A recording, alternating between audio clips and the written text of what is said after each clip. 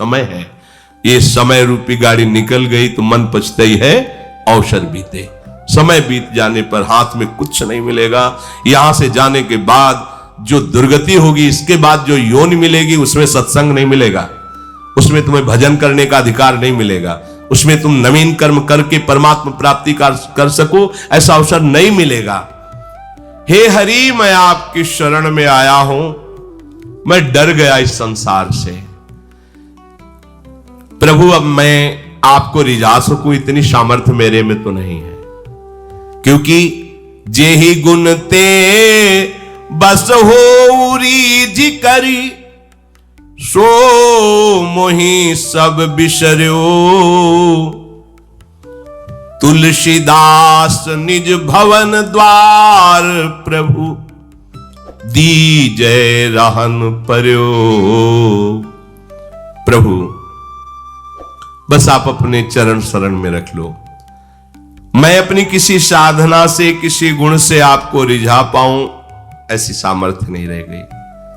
हे लाडली लाल, बस वृंदावन में पड़े रहने दो, अपने दरवाजे पर पड़े रहने दो। कभी तो आप दोनों युगल सरकार जब वन विहार के लिए निकलोगे, देखोगे कौन पड़ा है, पर इतने में हमारा काम हो जाएगा। आपकी दृष्टि पड़ेगी, हम निहाल हो जाएंगे। लाडली जी की दृष्टि पड़ते ही करोड़ों मोक्षों के सुख को तिरस्कार करने वाला महाप्रेम सुख प्रकट होता है, एक दृष्टि मात्र से।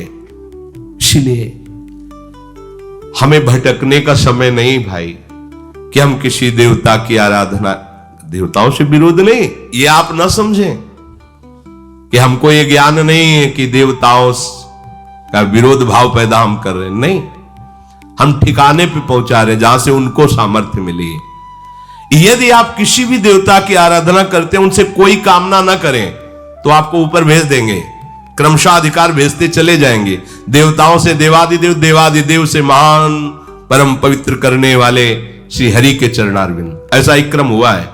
बाल्यावस्था में इतनी चालीसा लेकर बैठते थे मंदिर में, हनुमान बाण, हनुमान चालीसा, दुर्गा चालीसा, शिव चालीसा, कितनी चालीसा। उन सब की कृपा से नैष्ठिक ब्रह्मचर्य में प्रवेश, उससे महावाक्य, उसके बाद सन्यास, भगवान शिव की अनन्य निष्ठा और उनकी कृपा से वृंदावन बिहारिणी बिहारी जी देखा, क्रमशः अधिकारी अधिकार से पहुंचा दिए। पर ये कोई कामना नहीं थी, बच्चा थे कोई, ये पूर्व की भगवत प्रेरणा, बस ऐसे स्वाभाविक निष्काम मति से हो रहा था। उन्हीं चालीसाओं का प्रभाव हुआ है। संसार क्या है, कौन है मेरा इस संसार, ये प्रश्न जागृत करना, ये उन्हीं की बात थी। किसी भी देवता की आराधना निष्काम भाव से करो तो उनमें भगवान ही विराजमान है, वो क्रमशः आपको ऊपर उठाते चले जाएंगे। पर यदि कामना की तो उतनी ही केवल पूर्ति होगी कामना की, आपका परम कल्याण नहीं हो सकता। कोई ये जैसे कहे कि देवता क्यों नहीं परम कल्याण कर सकते, तो सबसे बड़ी बात है कि एक तो उनमें सामर्थ्य नहीं, और दूसरी बात यह है कि कल्याण कोई आशीर्वाद नहीं होता। जो कल्याण शब्द है वो कोई मिठाई नहीं है कि 100 ग्राम मिठाई ये लो आशीर्वाद, या कोई सेव संतरा, या कोई हाथ धर देना, पांव रख देना, ये सब बातें नहीं। कल्याण इसे नहीं कहते, ध्यान रखना। कल्याण का तात्पर्य है जीव का शरीर राग नष्ट होकर अपने स्वरूप में स्थित हो जाना। ये किसी देवता की आराधना से नहीं होता। पक्की बात समझो, कल्याण का जो, मंगल का जो भगवत प्राप्ति का स्वरूप है, इन देहों के राग से मुक्त हो जाना है। और जितनी भी आराधना की जाती देहों को लेके की जाती है, इसलिए मोक्ष पदवी या कल्याण पदवी या परम पदवी इसीलिए दुर्लभ कही गई है कि इस रास्ते को कोई समझ नहीं रहा। गोस्वामी जी कह रहे, हे हरि यह भ्रम की अधिकाई, देखत सुनत कहत समुझत, संदेह संशय न जाई। ये कठिन बात है। यहां आकर के सब सिस्टम सबके रुक जाते हैं, सब दौड़ भाग।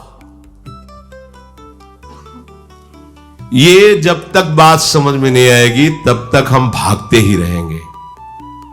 चाहे जितना सुन लो, चाहे जितना उपदेश दे लो, ऐसा भी है। खूब चमका के शरीर को रखना, शरीर में राग रखना, ये साफा, ये टोपी, ये सिस्टम, ये एकदम सेटिंग फिटिंग, और रिझाना देह और देह संबंधी देहाभिमानियों को। क्या मिलेगा भाई? वाह वाह, रुपया पैसा, जय हो, लेकिन ग्रंथि का भेदन करने की सामर्थ्य तुम्हारे नहीं। वाह वाह तो तब है जब जड़ चेतन की ग्रंथि का भेदन कर लिया। अब वाह, अब वाह। और ये बोलने वाला कोई परमहंसी होता है। एक बार एक महात्मा प्रवचन करे तो सबने तालियां बजा दी, तो रोने लगे। वो महाराज रोने काहे को लगे? बोले तालियां बजा दी इसलिए। क्यों? बोले हमारे उपदेश सुनकर इनको उदासीनता नहीं आई, इनको हर्ष हो रहा है। अरे इनको रोना चाहिए कि मैं जगत में फंसा हुआ हूं, आज सिद्धांत मिला, पहले मिलता तो कितनी जल्दी मैं भगवान को प्राप्त कर। ये उदासीन नहीं हुए, खिन्न नहीं हुए, तालियां बजा दी। इसका मतलब है इन्होंने हमारी बात नहीं समझा, मतलब है कि हमारा बोलना व्यर्थ चला गया। क्योंकि ये तालियां बजाने का मतलब हो गया तुम्हारा खेल ना। उन्होंने तालियां बजेगी, आग लग जाएगी हृदय में जब संत उपदेश सुनोगे कि ओहो मैंने अपना समय इतना बर्बाद कर दिया, तो तुम्हें तालियां बजाना आएगा। तालियां बजाना तो ये कॉमेडी कलाकार की तरह है। उन्होंने बोला हा हा तालियां बजा दी, वाह वाह। ये वाह वाह वाला मार्ग थोड़ी है, ये तो आह वाह सुना और छाती में धस गई बात। अब बस वही छा गया, कैसे प्रभु मिले, कैसे मिले। हे नाथ, जब से तुम बिछड़े हो आज तक मैंने मार्ग नहीं पाया, अब मार्ग मिला, समय नहीं रह गया। हे नाथ, अब तो कृपा, व्याकुलता पैदा हो जाए। देखत सुनत कहत समुझत संशय संदेह न जाई। हे हरि, यह ब्रह्म की अधिकाई। रोज सुनते हैं सत्संग, रोज कहते हैं भगवद वार्ता, लेकिन जब कभी देहाभिमान पर चोट की बात आती है तो हम नहीं होते। बिल्कुल बचा के निकाल के देहाभिमान को सुरक्षित। क्या सत्संग का फर्क हुआ? क्या हुआ आपके शास्त्र स्वाध्याय का अर्थ? क्या हुआ इस जय जयकार का? कुछ नहीं, ये हवा है, निकल गई। जय जयकार भगवान की ही केवल है, दूसरे की नहीं है। वो त्रिकाल सत्य है, उसमें तुम लग जाओ तो बस ठीक है, नहीं तो सब बेठीक है। चाहे जितने शास्त्रों का ज्ञान हो, चाहे जितना अंदर तुम्हारे ये दैवी वैभव आ जाए, जब तक भगवत शरणागत होकर जड़ चेतन की ग्रंथ का भेदन नहीं किया, कुछ हाथ नहीं लगेगा। जो हाथ लगेगा वो सब झूठा लगेगा। यहां से ब्रह्मलोक तक, आप ब्रह्म स्तंभ पर्यंतम सर्वम मायामयम जगत, बहुत कठिन है, बहुत। यही जब देखने को मिलता है तो यही लगता है कि क्या प्रपंच के अभिमान को अपना सर्वस्व मान रहा है जीव। प्रपंच के अभिमान को अपना सर्वस्व मान रहा है। यहां सर्वस्व का त्याग करके सर्वस्व श्री हरि को मानना है। अरे इस चमड़े के थैले को सजाने से नाना प्रकार कुछ नहीं मिलना, एक भ्रम ही पैदा। ये बिल्कुल निकृष्ट चीज है जो सामने तुम देख रहे हो। तुम्हारे अंदर इतना भी इसका महत्व न रह जाए, तब तुम कुछ शास्त्रों का स्वाध्याय करके जान पाए हो। और इसी का दुलार, इसी का पोषण, तो कुछ नहीं भाई, कुछ नहीं। केवल भ्रम में जी रहे हो, कुछ नहीं है, केवल भ्रम में। जो जग मृषा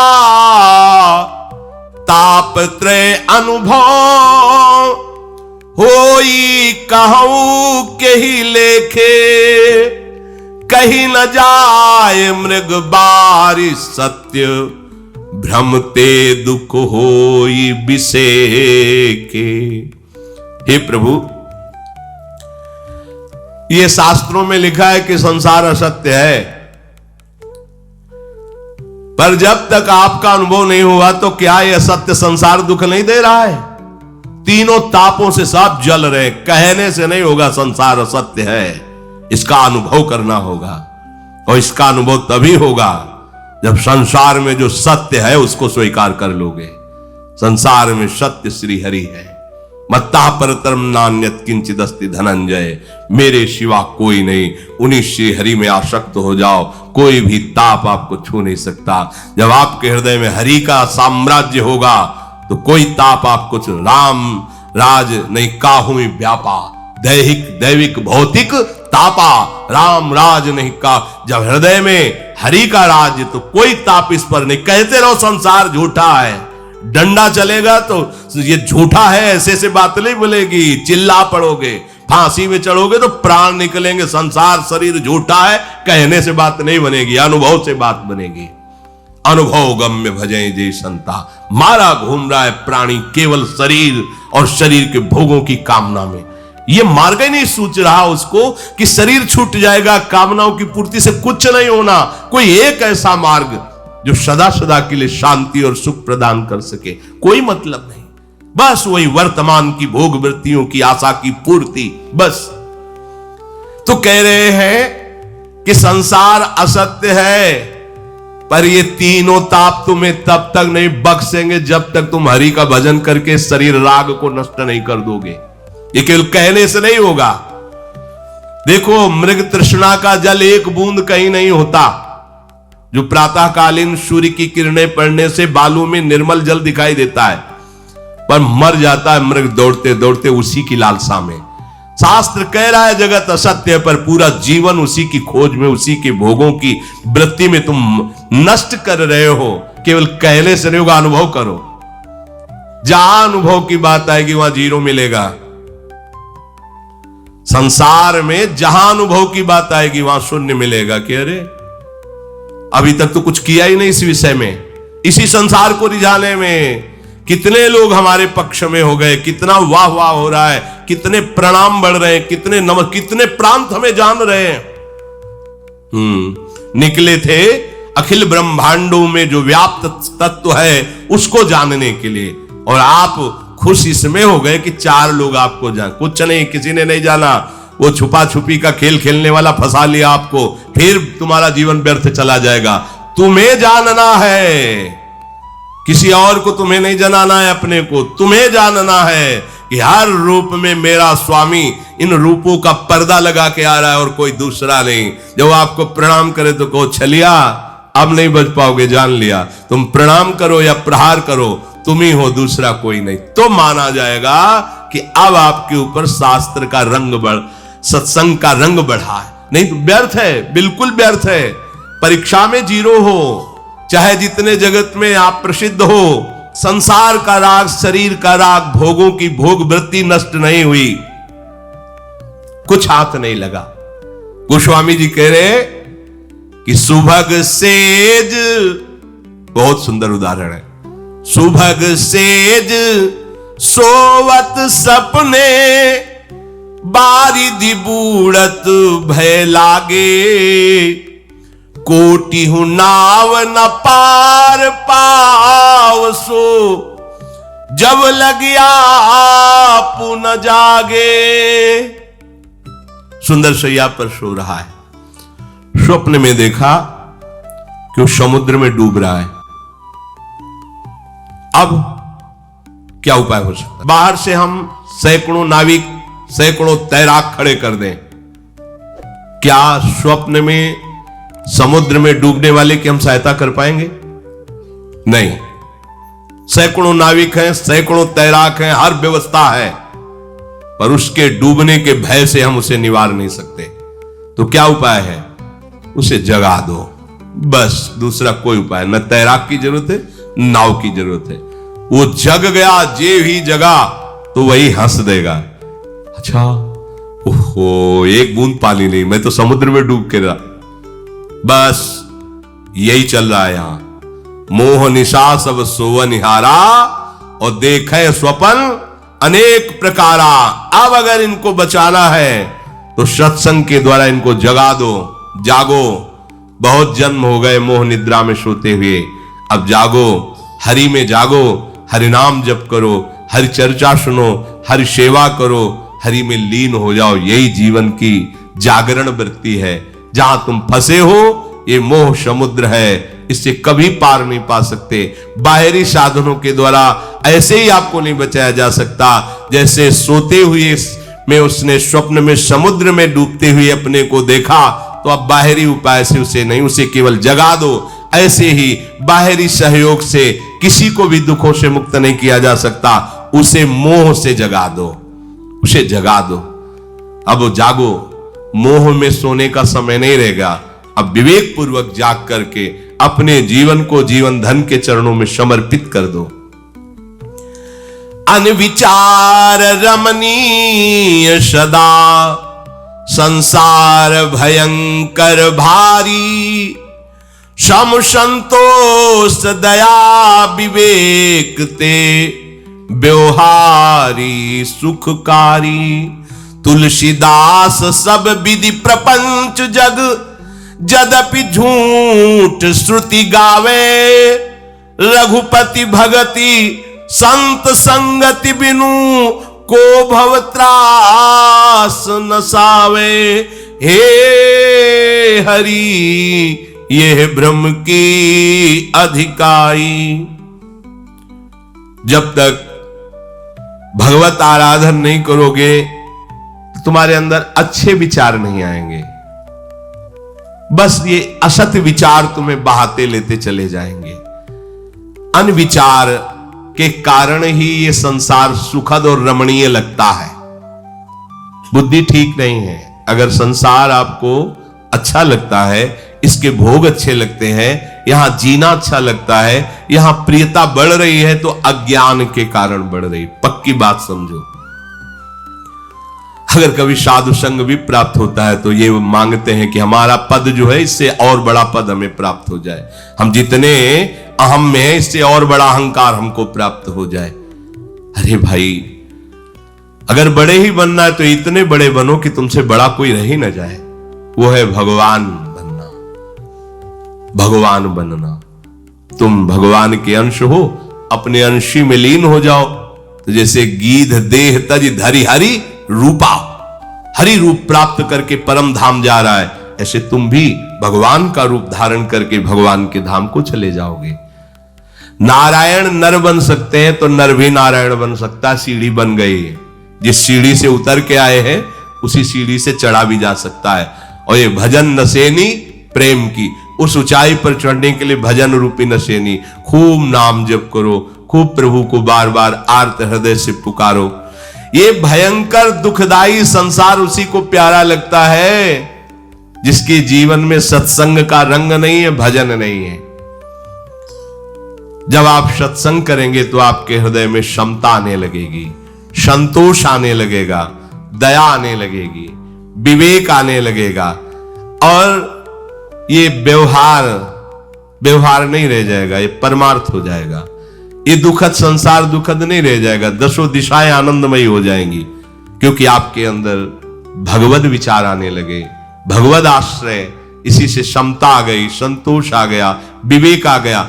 अब क्षमतावान, संतोषवान, विवेकवान को सारा जगत मंगलमय हरि रूप दिखाई देता है, उसे कहीं कोई भय विषाद नहीं मिलता। गोस्वामी जी कह रहे हैं ये प्रपंच ऐसे फंसाव वाला है कि इससे तब तक निकला नहीं जा सकता जब तक प्रभु की भक्ति नहीं होगी। प्रभु की भक्ति कब मिलेगी? बोले जब संत संग मिलेगा, इसके बिना कोई भी उपाय नहीं है। हमें लगता है कि जिनको जहां भी सत्संग मिलता है भगवान ने उनको पसंद कर लिया है। देखो, अब आप अपनी तरफ से सावधान हो जाओ। यदि आपको सत्संग मिला है तो हरि कृपा आपको प्राप्त हो गई। सत्संग सब जो असत चिंताएं हैं, असत विचार हैं, असत संबंध, इन पर प्रहार करता है। रोज आप प्रहार होता है। इतनी मजबूत ग्रंथि को जब रोज थोड़ा थोड़ा काटोगे तो एक दिन कटी जाएगी। सत्संग बढ़िया तलवार है। अगर आप ध्यान पूर्वक, एकाग्रता पूर्वक सत्संग सुने तो बाहर और भीतर दोनों से बंधन मुक्त कर देगा। चलते रहो, केवल सुनते रहो।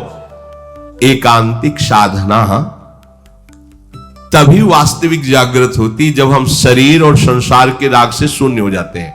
तो भरी बाजार में वो परमात्मा कार वृत्ति से युक्त हो सकता है। उन्हें एकांत कमरे में बैठे माला घुमाओगे और वासना बढ़ेगी, अहंकार पुष्ट होगा और मन भजन में नहीं लगेगा। करके देख लो, क्योंकि इसी मार्ग में पूरा जीवन गया है। ये अनुभव की बातें कहते हैं। ये तभी मन प्रसन्न होकर प्रभु में लगता है जब साधु संग प्राप्त होता है और उनके संग के रंग से संसार फीका लगने लगता है और हृदय में एक धारणा जागृत हो जाती है, बस अपने प्रभु से मिलना है। अब वो समाज में है या एकांत में, उसके चित्त का अपहरण संसार नहीं कर सकता।